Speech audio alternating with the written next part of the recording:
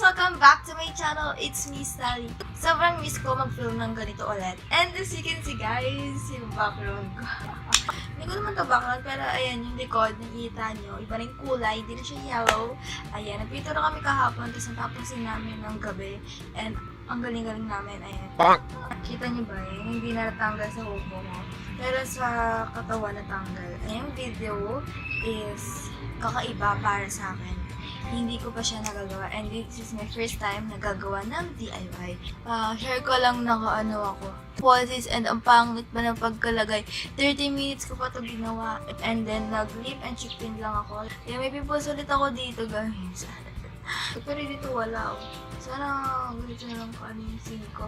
Wala nag-glow. Cutie! So, ayun. Tapos nakakilay ako na tig-10 lang dyan. Bago natin simulan to, kung hindi pa kayo nakapag-subscribe, subscribe dyan. Subscribe na kayo. Ayan, pindutin nyo lang yung subscribe button dyan. And then beside it, mayroon siyang bell button. Pindutin nyo rin yan para ma-notify kayo every time I post a new video or upload a new video. First time ko pa lang ito gagawa. Hindi ko pa siya nagagawa as in talagang scripted, ganun. Ngayon ko pa lang siya gagawin and sana mag-work. And ayun nga, kung gusto niyo makita kung paano ko gagawin tong DIY lip tint na to, kung interesado kayo, just keep on watching. So first na kailangan natin is food coloring. So hindi ito sa akin, sa kapitbahay. Hiniram ko lang and then yung color nito is red lang. Kasi red lang yung available. It's up to you kung anong kulay yung gagamitin nyo. Basta ako red lang, okay na yan. Kasi yun lang yun na dyan. Huwag lang arty. And then next, ito yung pinaka-last na ingredients na kailangan is ito petroleum jelly. And then, mga materials na kailangan is panghalo. Ito na lang yung gagamitin ko, yung lip brush ko. Tapos, lalagyanan. And ito. So, pabango lang to yung taat ng pabango. Konti lang naman kasi nagamitin ko. And, ayun ito. So, ayun na nga. Gawin na natin. First na ilalagay natin is ito. Food coloring. So, ayun. Kinakabahan ako kasi baka mag-fail to. And, lagay na natin. Konti lang.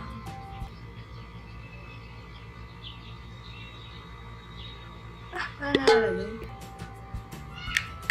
3.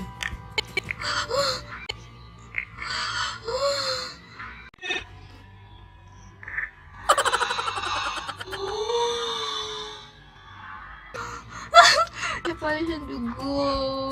Ang dami. Okay na to. Tapos, ito ang petroleum jelly. Ayan. Kung sa tingin yung tama na yung petroleum jelly, tama na. Awat na. Hindi masyadong sobra-sobra yung binibigay niya sa kanya. Charot! Ayan. Tapos, after niya, haluin niyo. Ayan na yung nangyayari. Oh my God. Parang fail yung ginawa ko. Alam, mali ata yung ginawa ko. Tingnan mo. Oh my God. Dagdagan pa natin ng petroleum jelly pero kakamayin ko na. Sana hindi masayang yung petroleum jelly ko dito, Diyos ko. Ayun na, inahalap ko siya. Pangit na. Oh my God, ano yan? So, ayan na yung nangyari.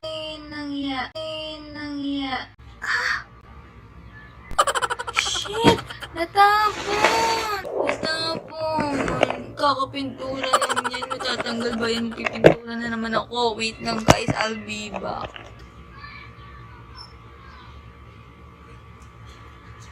Ala, para siyang dugo. Oh my God, I'm scared. Magpipintura na naman ako. Nangyari! Nag-stain siya. Ang epic nito. Nababad trip talaga ako. Guys, tulungan niyo ako dito. Pagagalitan ako ng kuya ko. At dahil sobrang epic nito, tatapusin ko na muna itong video. And ayun na nga, natapon na nga yung aking paint, yung aking lip tint. And ayun nga, epic nga yung nangyari. And ayun, magpipintura na naman ako. Kasi normal. Kasi pag nakita ng kuya ko, patay ako dyan. So, ayan yung kinalabasan. Tapos, itatry ko siya sa lips ko.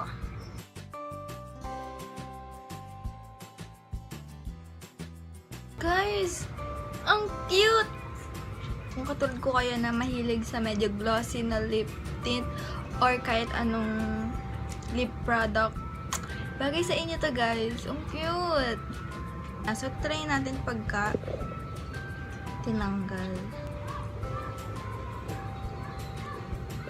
Naiiwan yung stain. And yung natatanggal is yung petroleum jelly. Pero, pak na pak, besh. So, try natin sa cheeks. Baka pwede naman sa cheeks to, diba? Para medyo glossy tingnan. Kasi lang, ang magiging, kapag di nyo sinet to, magiging glossy tingnan yung face nyo. Pero, all in all, maganda din siya sa cheeks. So, yun guys, tignan nyo naman. Look. Medyo wala siya, pero may tint siya nung ganong kulay. Kahit na epic to, oh my god.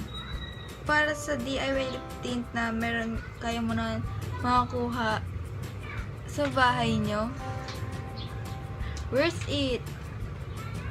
Yun lang guys, that's all of yun yung nangyari sa akin. Yun lang guys, ayun na yung DIY lip tint. Sobrang epic, pero worth it.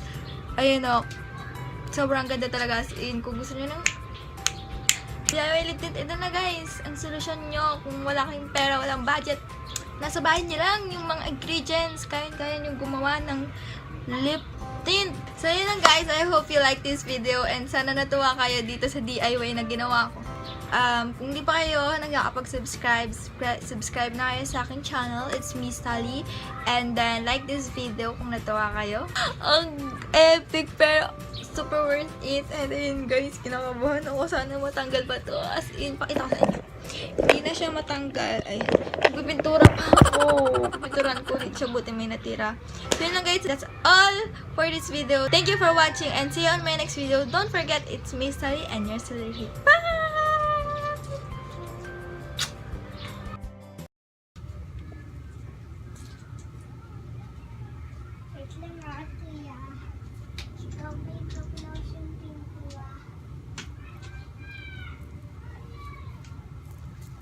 Kinakabahan talaga ako, bad trip.